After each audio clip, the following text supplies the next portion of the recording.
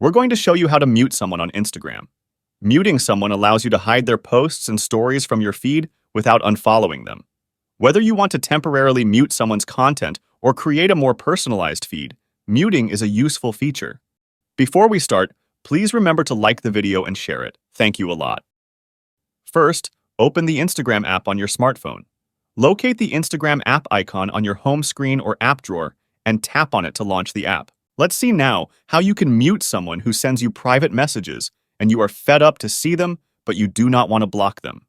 Tap on the direct messages icon from the top. You will see the persons who have sent you messages. Next, navigate to the conversation of the user you want to mute.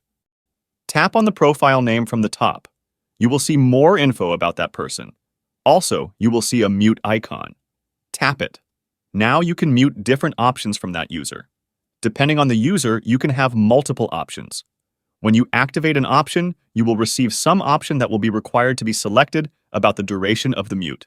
You can mute this person for a period of time or until you change your mind. Select what you want. Now that person is muted. But how can you mute post feeds or stories of a followed account? Go to the profile of the person you want to mute. You can do this by going to your feed and selecting an account that you do not wish to see on your feed. Tap on the button called Following. On the menu, tap Mute. Choose whether you want to mute their posts, stories, or both, and you have muted an account on Instagram. But how can you see the muted accounts and manage them? To manage muted accounts or unmute someone in the future, you can access your muted accounts list in your settings. Go to your profile and tap on the 3 lines in the top right corner. Now scroll down until you find Muted Accounts. You've successfully muted someone on Instagram. And that's it for today.